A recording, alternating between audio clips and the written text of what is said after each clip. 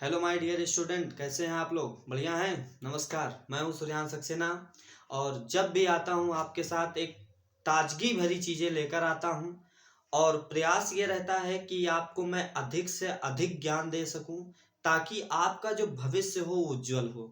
बच्चों, आज क्या लेकर आए हैं तड़कता भड़कता जिसका उसके बारे में जरा सा बातें कर लेते हैं। आप कई सारे कॉम्पिटिटिव एग्जाम देते हैं। सभी कॉम्पिटिटिव एग्जाम का जो अहम प्रणाली है वो है नंबर सिस्टम। मैंने दो चार बच्चों से पूछा कि what do you know about number system, आप संख्या पद्धति के बारे में क्या जानते हैं? तो काफी काफी बच्चे क्या बोलते हैं, इसका आंसर नहीं दे पाए कि संख्या पद्धति क्या है। बच्चों, आज मैं संख्या पद्धति से रिलेटेड सारी बातें करने वाला हूं और हमारे साथ बने रहिए। वीडियो को बिना स्किप किए पूरा देखिए और आप कहां से देख रहे हैं, आपका नाम क्या है, ये कमेंट करिए। मैं नेक्स्ट वीडियो में आपका नाम और कमेंट पढ़ूंगा। और बच्चों, आज जिस विषय के में मैं चर्चा करने जा रहा हूं, जिस टॉपिक्स को मैं पढ़ाने जा रहा हूं, कम शब्दों में थोड़ा सा बयान करूं कि हमारे डिस्ट्रिक्ट बहराइच में एक विद्यालय पढ़ता है, ब्लूबेल्स एवरग्रीन एकेडमी ताजपुर, जिसके संस्थापक, जिसके टीचर, जिसके प्रिंसिपल, जिसके मैनेजर, मैं उनके विषय में इतनी बातें नहीं कर सकता हूं। सिर्फ एक पद उनको देना बहुत, जान लीजिए, उनकी प्रतिभा को ठेस पहुंचाना है। तो मैं जो है आगे बढ़ते हुए क्या है बताता हूं। एक Bluebells evergreen academy Tajpur competitive examination करवा रहा है। उस कॉम्पिटिटिव एग्जामिनेशन में इतनी सारी फैसिलिटी हैं, मैं भी पार्टिसिपेट कर रहा हूँ, उसी लिए तैयारी करवा रहा हूँ। साथ में आप किसी भी कॉम्पिटिटिव एग्जाम की तैयारी के लिए आप इस टॉपिक को पढ़ सकते हैं। आज बच्चों मैं आपको मैथ पढ़ाऊंगा।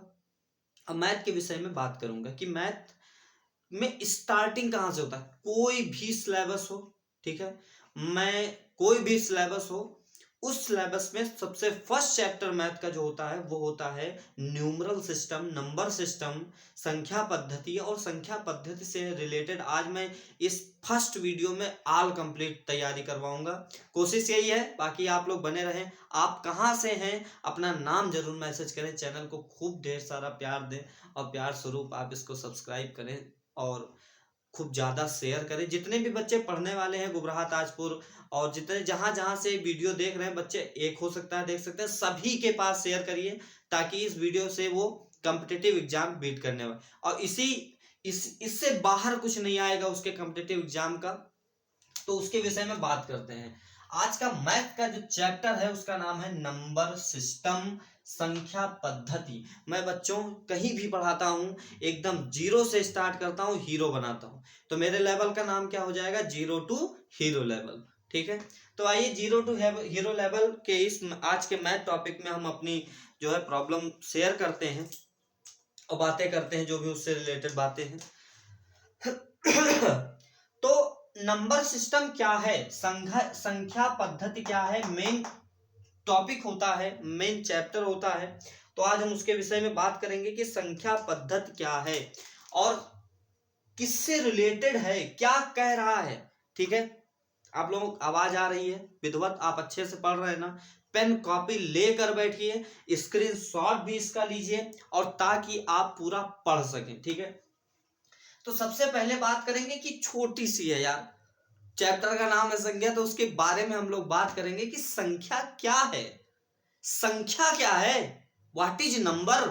आपको नंबर पता होना चाहिए ना। तो आइए बात करते हैं, नंबर क्या है कि विभिन्न प्रकार की संख्या को, पहले तो भाई चैप्टर को पढ़ते हैं। चैप्टर क्या है? विभिन्न प्रकार की संख्या को लिखने, दर्शाने और उनके मध्य संबंधों के आधार पर उन्हें वर्गीकृत करने के सुव्यवस्थित नियम को संख्या पद्धति कहते हैं। मतलब बहुत सारी संख्याएं हैं, उनको उनके अध्ययन के लिए, उनके बीच संबंधों के आधार पर कुछ संख्याएं जैसे भाज्य होती हैं, अभाज्य होती हैं, परिमेय होती हैं, पूर्णांक होती हैं, ऋण पूर्णांक होती हैं, धन पूर्णांक होती हैं। तो इनके बीच संबंध के आधार पर जो उनका वर्गीकृत करने का जो नियम है वो कहलाता है संख्या पद्धति, नंबर सिस्टम। ठीक है, किसी भी संख्या को व्यक्त करने के लिए 10 संकेतों की आवश्यकता होती है। बच्चों, किसी भी संख्या को व्यक्त करने के लिए 10 संकेत की आवश्यकता होती है। दुनिया की कोई भी संख्या हो, इन्हीं 10 संकेतों से व्यक्त होती है। 0, 1, 2, 3, 4, 5, 6, 7, 8 और 9। और इन्हीं जो संकेत प्रयोग होते हैं, इन्हीं संकेतों को अंक कहते हैं। इसको नोट करिएगा कि किसी भी संख्या को व्यक्त करने के लिए 10 संकेतों की आवश्यकता होती है। इन संकेतों को क्या कहते हैं? अंक कहते हैं। Note down, clear it. ठीक है, फिर देखिए, एक या एक से अधिक अंकों के समूह को जैसे मान लीजिए आपके आगे लिखा है 12 में 2 संकेत हैं, 2 अंक हैं, 1 और 2। तो किसी भी संख्या या एक से अधिक अंकों के समूह को संख्या कहते हैं। अंकों का समूह कुछ भी हो सकता है, 2 भी हो सकता है, 4 भी, 8 भी, 10 भी, 12 भी। तो अंकों के समूह को संख्या कहते हैं। अब कोई भी जो है संख्या लिखिए। जैसे मान लो मैंने लिख दिया 348, 348। अब 348 में जो भी संख्या प्रयोग हुई है, आपको प्रॉपर दिख रहा है ना? मैं चेक कर लूं। ठीक है, दिख रहा है। जैसे 348 लिखी है, तो इसमें जो अंक प्रयुक्त हुए हैं 3, 4, 8, तो इस अंकों के समूह को तो संख्या कहते हैं।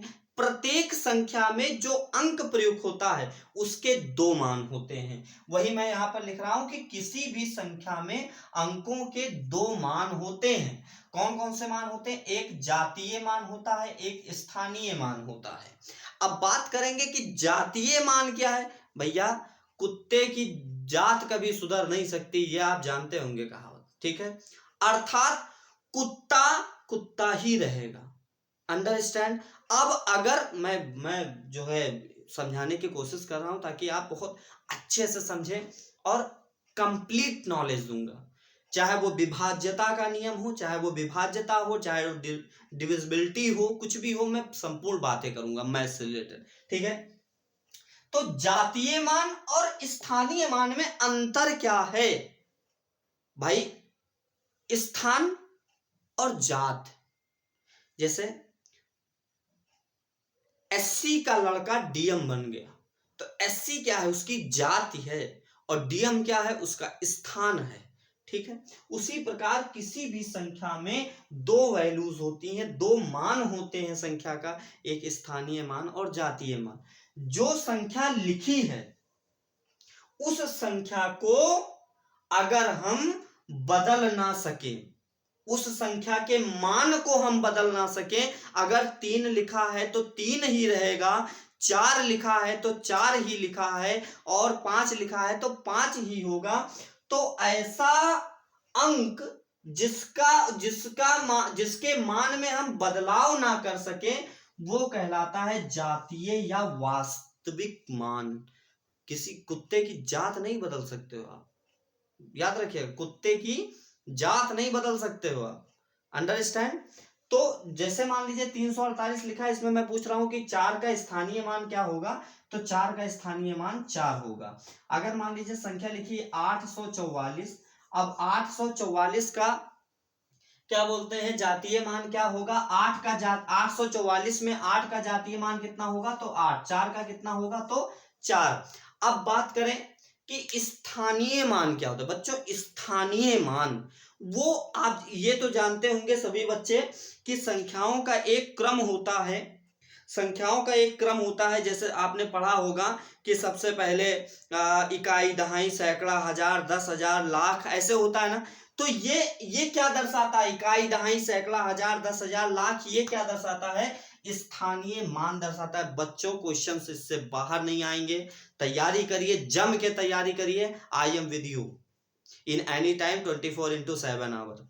ठीक है, अब स्थानीय मान की बात करें, स्थानीय मान 8 का 8 हो जाएगा। ओ सॉरी, स्थानीय मान की बात करें तो स्थानीय मान क्या है? किसी संख्या में वह अंक जिसका मान बदल जाता हो। जैसे अब यहां अकेले मैं स्थानीय मान की बात अगर करता हूं, तो जैसे मान लीजिए हम लिख दिए 348। अब 348 में 4 का जातीय मान 4 है, स्थानीय मान 4 नहीं। कैसे निकालते हैं? देखिए पहले वाले अंक को आप ऐसे लिख दीजिए 8 गुणे 1, क्योंकि ये पहले स्थान पर है, ठीक है। दूसरे वाले पे जो नंबर हो उसके आगे 1 जीरो बढ़ा दीजिए। क्यों बढ़ा दीजिए? क्योंकि ये दहाई अंक पर है, इकाई दहाई सैकड़ा, ठीक है, ये दहाई अंक पे है। इसी प्रकार सैकड़ा, सैकड़ा मतलब 1 के आगे 2 जीरो बढ़ा दीजिए। दो कितने अंक है? 1 2, तो 1 के आगे 2 जीरो बढ़ा दीजिए। अब कोई पूछ रहा है 3 का स्थानीय मान कितना है, तो आप इस तरह लिखेंगे 3 गुणे उसके आगे 2 अंक है तो 2 जीरो बढ़ा दीजिए, मतलब 3 का स्थानीय मान जो है वो 300 है। 3 का स्थानीय मान 300 है। ऐसे एक लिखा हुआ है कि 1987 में स्थानीय मान 1 का कितना है, तो मैंने यहाँ पर हल कर रखा है ताकि आपका टाइम ना वेस्ट हो। अब जल्दी जल्दी मैं जो एग्जांपल दे रहा हूं उसको आप सॉल्व करके कमेंट करिए ऑन द स्पॉट। तुरंत वीडियो देख रहे हैं ना तो तुरंत करिए।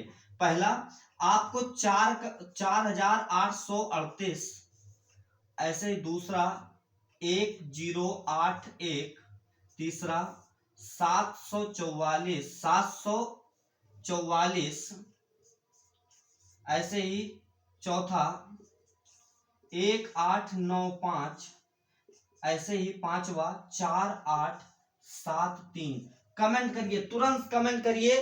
पहले वाले में 3 का स्थानीय मान बताइए, दूसरे वाले में 1 का स्थानीय मान, तीसरे वाले में 4 का स्थानीय मान, चौथे में 8 का स्थानीय मान, पांचवे में 7 का स्थानीय मान। तुरंत सॉल्व करिए, कमेंट करिए, मैं वेट कर रहा हूं। फिर आगे टॉपिक पे बढ़ेंगे, आप कमेंट तुरंत करिए, ठीक है। वीडियो पॉज करके देखें। बच्चों शेयर जरूर कर दीजिए, जितने भी बच्चे पेपर दे रहे हैं जरूर शेयर करिए, और सब्सक्राइब तो यार पक्का कर लीजिए, यार पक्का कर लीजिए। आई एम विद यू, पक्का कर लीजिए, ठीक है। फिर जब आप जातीय मान स्थानीय मान के बाद आते हैं तो फिर संख्या की बात करते हैं। फिर एक बार बता दूं कि संख्या क्या है। संख्या क्या है? एक या एक से अधिक अंकों के समूह को संख्या कहते हैं। आपने यहां लिखा है एक या एक से अधिक अंकों के समूह को संख्या कहते हैं, ठीक है। अब ये संख्याएं कितने प्रकार से होती हैं? How many types of number, संख्याएं कितने प्रकार से होती हैं, तो इसकी जो है हम बात करेंगे कि संख्याएं कितने प्रकार की होती हैं। तो संख्याएं बहुत प्रकार की होती है, नियर अबाउट 13-14 प्रकार की होती है, लेकिन इतनी नहीं पढ़ेंगे, विधिवत नहीं, बहुत बहुत डीप डेप्थ में नहीं जाएंगे, ठीक है।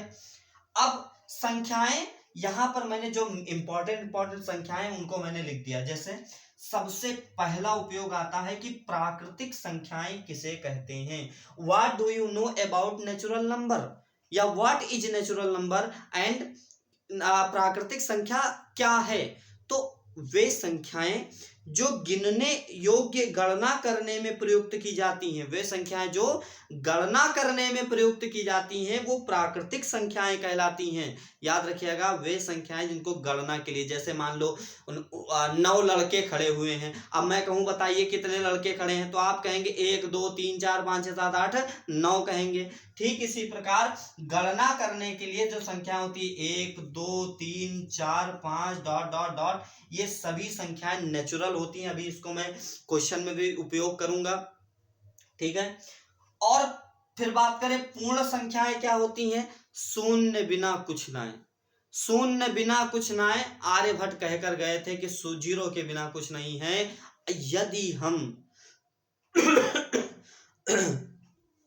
यदि हम नेचुरल नंबर में शून्य को जोड़ दे, देखिए 1 2 3 से था, हमने यहाँ 0 को जोड़ दिया तो ये होल नंबर बन गया, पूर्ण संख्याएं बन गई।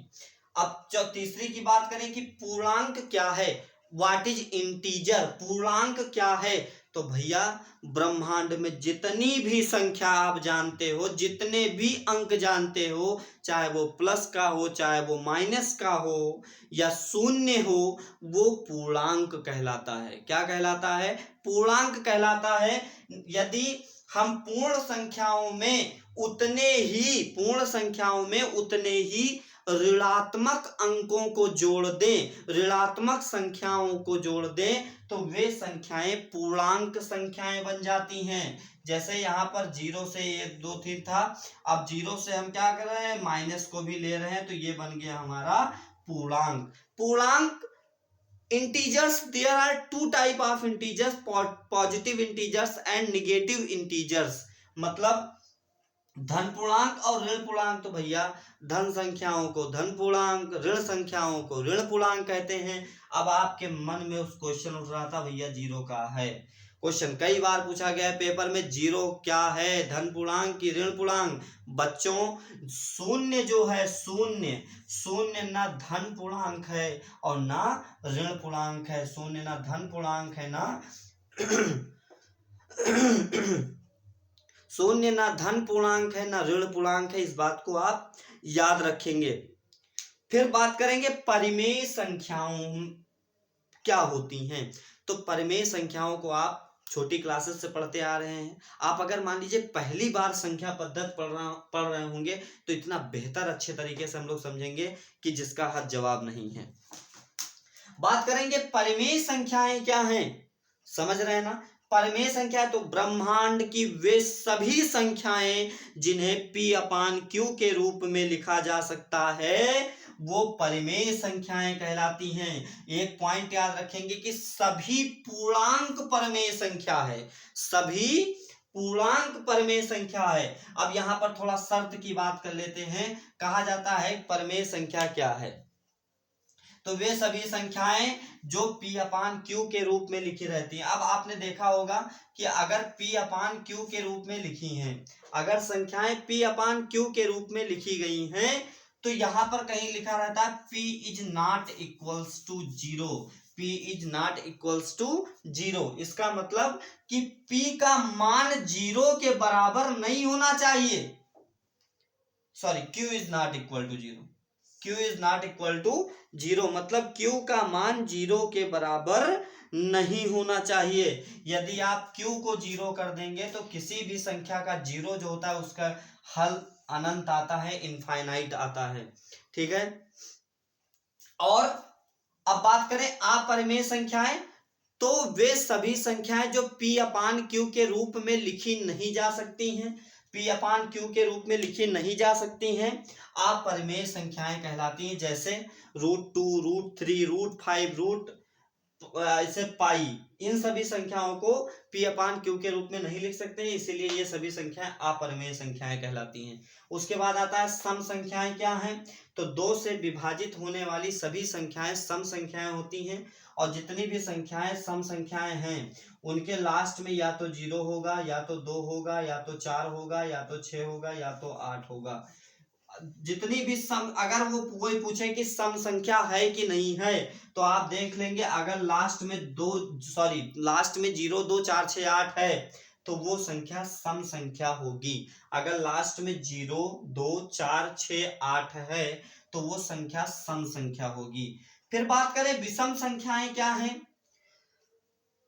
अभी तक बच्चों आपने चैनल नहीं सब्सक्राइब किया, चैनल सब्सक्राइब करिए। कहाँ से वीडियो देख रहे हैं इसको कमेंट जरूर करिए, मेरी मेहनत है ना, तो आप भी थोड़ा सा साथ दे दीजिए। ठीक है। बच्चों सम संख्याएं 2 से विभाजित होती है, समझ गए। विषम संख्याएं जो 2 से विभाजित ना हो। एक बात और याद रखेंगे कि विषम संख्याओं का जो इकाई अंक होगा वो 1 3 5 7 9 ही होगा। विषम संख्याओं की अगर आपको इकाई अंक किसी भी संख्या में इकाई अंक, जैसे मान लो लिख दिया मैंने 411, तो ये क्या होगा, विषम संख्या होगी। अगर मान लो मैंने लिख दिया 399, तो ये क्या होगी, विषम संख्या होगी। मैं अभी अंतर स्पष्ट कर दूंगा कि विषम संख्या और अभाज्य संख्या में अंतर क्या होता है। विषम संख्या और अभाज्य संख्या में अंतर क्या होता है, कैसे हम जानेंगे, तो मैं अभी स्पष्ट कर दूंगा। बहरहाल अभी आप विषम संख्या ये जानिए जो 2 से विभाजित ना हो और जिनके इकाई अंक जो हो वो 1 3 5 7 9 हो। ठीक है। अब बात करते हैं अभाज्य संख्याएं क्या होती हैं। अभाज्य संख्याएं क्या होती हैं, तो एक बात याद रखिएगा, एक बात कि जो 1 से कटे, अब उसमें मत 2 से विभाजित नहीं हो रहा है तो अभाज्य नहीं, जो एक से कटे या स्वयं से कटे, जो एक से विभाजित हो रहा हो या स्वयं से विभाजित हो रहा, तीसरी किसी भी संख्या का चांस ना हो, दैट इज अभाज्य संख्या, वो अभाज्य संख्या होगी। मतलब अब यहां पर कभी एक क्वेश्चन पूछता है कि दो सम है कि विषम, कभी कभी पूछता है कि भाई दो क्या है, दो सम संख्या है क्योंकि ये दो से विभाजित हो रही है, दो एकन्नम दो, नहीं सॉरी, ये अभाज्य संख्या है क्योंकि यहां पर आप देखेंगे कि दो या तो एक से विभाजित हो रही है या तो दो से, तो इसीलिए ये अभाज्य। कई बार क्वेश्चन पेपर में पूछा गया कि सबसे छोटी अभाज्य संख्या कौन सी है, तो सबसे छोटी अभाज्य संख्या दो है और सबसे बड़ी तो वो है अनंत। भाज्य संख्याएं जो एक या स्वयं या एक से भी कटे, स्वयं से कटे और किसी एक नंबर से कट रही हैं तो वो भाज्य संख्याएं होंगी। बच्चों जो है आगे का टॉपिक जो विभाज्यता का नियम है, किससे कौन सी संख्या जिससे क्वेश्चन पुट अप होते हैं, मैंने बेसिक क्लियर कर दिया है। नेक्स्ट वीडियो जो है अभी या मान के चलिए सुबह तक आपको अवेलेबल हो जाएगी। चैनल को तब तक सबके पास सब्सक्राइब कर दीजिए, मैं वीडियो अभी तुरंत आपके पास भेजता हूँ। ठीक है।